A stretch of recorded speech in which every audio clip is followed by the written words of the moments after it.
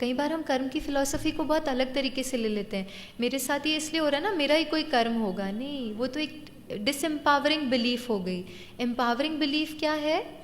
Past का कोई कर्म है जिसका रिजल्ट आज हम देख रहे हैं। मेरे आज के जो कर्म है वो मेरा फ्यूचर बना रहे हैं।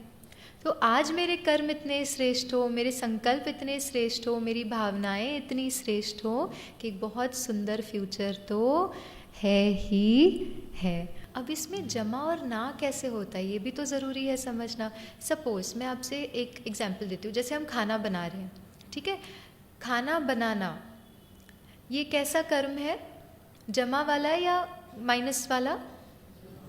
जमा वाला। बहुत अच्छा कर्म है ना। आप किसी को भोजन बना के बहुत मतलब आप बना रहे और खिलाएंगे, ठीक है, पॉजिटिव एक्शन। लेकिन वो एक्शन करते हुए मैं सोच रही हूँ सब मुझे ही करना पड़ता है, सारा दिन मैं ही करूँ क्या? वो मुझे नहीं हेल्प कर सकते थोड़ी? मैं भी तो इतना कुछ करती हूँ, थोड़ी सी मेरी हेल्प कर दे कोई आकर। अब बताइए पॉजिटिव है या माइनस में है? माइनस में है। आज तक हम इतना सोचते ना, हम तो इतना कर रहे हैं, सब कुछ अच्छा किया, सबके लिए अच्छा किया, लेकिन मेरे साथ ऐसा क्यों? एक्शन लेवल पे पॉजिटिव कर रहे हैं, क्या इंटेंट लेवल पे, हमारे संकल्पों के लेवल पर भी हमने उतना क्रेडिट किया?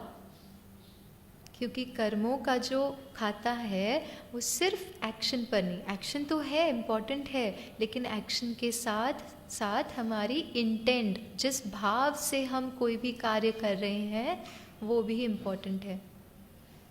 जैसे अगर मैं ऑफिस में हूँ, फॉर एग्जांपल मैं ऑफिस में हूँ और कोई मुझसे आके कहते हैं अच्छा मैं एक हफ्ता छुट्टी पे जा रही हूँ, आप ना मेरी थोड़ी सी मदद कर सकते हैं, ये कुछ रिस्पॉन्सिबिलिटीज़ हैं, ये मेल करनी है, ये रिपोर्ट्स बनाकर भेजनी है, मेरी एब्सेंस में ये डेटा जब आएगा तो आप प्लीज़ मेरी मदद कर सकते हैं, आप इसको बना के भेज सकते हैं इस हफ्ते के लिए। तो आपने कहा हाँ हाँ बिल्कुल, आप बिल्कुल निश्चिंत होकर छुट्टी पर जाएं। अब बताइए ये एक्शन पॉजिटिव या माइनस वाला? पॉजिटिव। लेकिन मैं अंदर में ये सोच रही हूँ कि ना 2 हफ्ते बाद मुझे भी छुट्टी पे जाना है, अभी इनका कर लेती हूँ ताकि मेरा काम भी हो जाए। अब बताइए पॉजिटिव या न्यूट्रल? न्यूट्रल हो गया।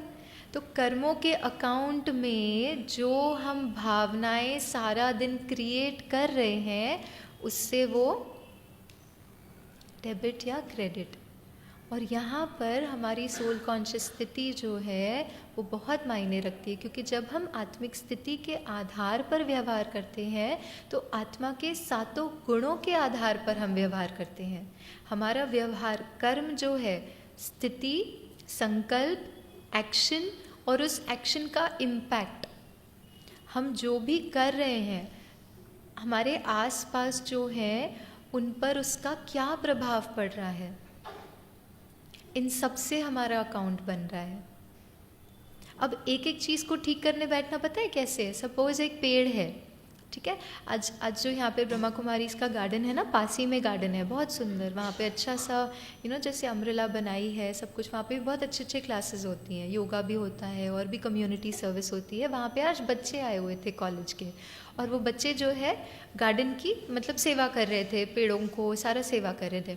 अब मैं वहाँ सपोज फॉर एग्जाम्पल मैं वहाँ पहुँची और मैंने पेड़ों को पानी देने की सेवा शुरू करनी है।